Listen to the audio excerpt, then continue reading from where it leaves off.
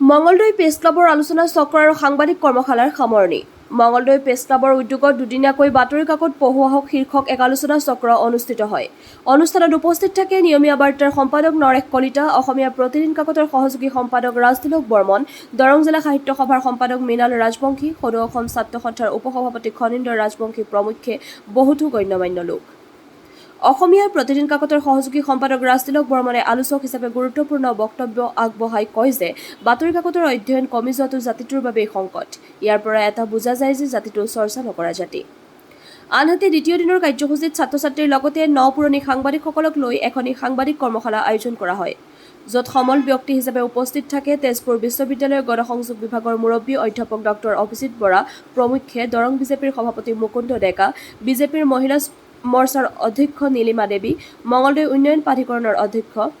অনুষ্ঠানত ভাষণ প্ৰদান কৰি দৰং বিজেপিৰ সভাপতি মুকুন্দ ডেকাই সাংবাদিকতাৰ বিষয়টো স্কুলীয়া পাঠ্যপুথিৰ লগতে স্নাতক পাঠ্যক্ৰমত বাধ্যতামূলক কৰাটো প্ৰয়োজন বোধ কৰি মুখ্যমন্ত্ৰীৰ ওচৰত দাবী উত্থাপনৰ বাবে আহ্বান জনায়। মঙলদৈৰ পৰা মীৰ চাহিল ইৰফানৰ প্ৰতিবেদন, AIN লাইভ।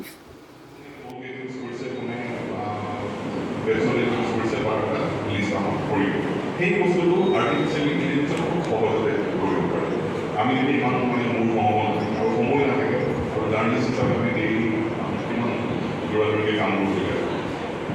কিন্তু অন্যান্য আমাৰ যদি হিউমেন টাচটো নাথাকে আল্টিমেটলি কিন্তু অধ্যয়ন কৰিব লাগে। মাছ কমিউনিকেশ্যনৰ আমাৰ ছাত্ৰীসকল আছে বিভিন্ন বিশ্ববিদ্যালয় মহাবিদ্যালয়ত মাছ কমিউনিকেশ্যনৰ ছাবজেক্টটো যাতে যিসকল মহাবিদ্যালয়ত হোৱা নাই, যিসকল আমাৰ বিশ্ববিদ্যালয়ত হোৱা নাই, আমাৰ এই সাংবাদিক সন্থাৰ পৰা বাধ্যতামূলকভাৱে মাছ কমিউনিকেশ্যনটো একদম মানে ইম্পৰ্টেণ্ট ছাবজেক্ট হিচাপে এইটো সন্নিৱিষ্ট কৰিব লাগে। মুখ্যমন্ত্ৰীক অনুৰোধ জনাব লাগে আৰু আমাৰ মিডিয়াখনৰ পৰা কেইজনমান পদক্ষেপ ল'ব লাগে। আপোনালোকক ল'বৰ কাৰণে মই অনুৰোধ জনাইছোঁ যে প্ৰতিখন বিশ্ববিদ্যালয় মহাবিদ্যালয়, আনকি মই ভাবিছোঁ হাইস্কুলৰ পৰ্যায়তো হাইস্কুল লেভেলতো সাংবাদিকতাৰ ওপৰত এটা পাঠ্যপুথি প্ৰস্তুত কৰিব লাগে আৰু এটা ক্লাছ দিব লাগে, যিটো বিষয়ে নেকি গোটাই বিষয়টো এটা সমাজখনক আগুৱাই নিয়াৰ এটা সুন্দৰ পদক্ষেপ হ'ব।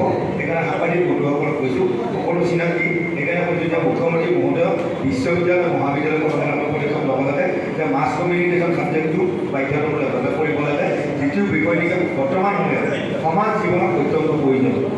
সেইকাৰণে মই বিশেষ নকওঁ আৰু মাননীয় অভিজ্ঞ মঙলদৈ মহাবিদ্যালয়ৰ ছাত্ৰ ছাত্ৰীসকলে ইয়াত অংশগ্ৰহণ কৰিছে। নিশ্চিতভাৱে তেওঁলোকে আজিৰ এই কৰ্মশালাৰ পৰা যথেষ্ট উপকৃত হৈছে। তেওঁলোকৰ ভৱিষ্যত কামনা কৰি তেওঁলোকক ল'বলগীয়া ইমান আমাৰ বুলি ভবা নাই। তথাপি এই অনুষ্ঠানলৈ আমন্ত্ৰণ জনোৱাৰ কাৰণে মঙলদৈ প্ৰেছ ক্লাবৰ আটাইলৈ আমাৰ তৰফৰ পৰা ধন্যবাদ জ্ঞাপন।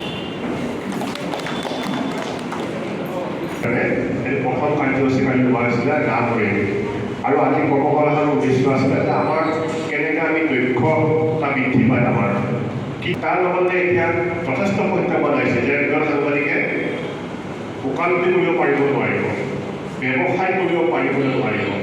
এই কথাবিলাক আমালৈ আহিছে। আমি ব্যৱসায় নকৰিলে কেনেকৈ চলিম?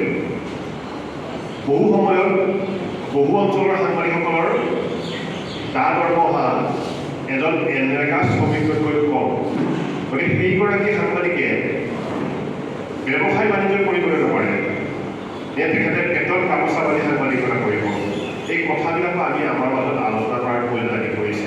লগতে যিবিলাক আইনৰ জৰিয়তে আমি নিজকে সাংবাদিক বুলি কওঁ, সেই আইনসমূহে আমাক কি অধিকাৰ দিছে, এই কথাবিলাকো আমি আলোচনা কৰা আমাৰ মাজত প্ৰয়োজন আহি পৰিছে।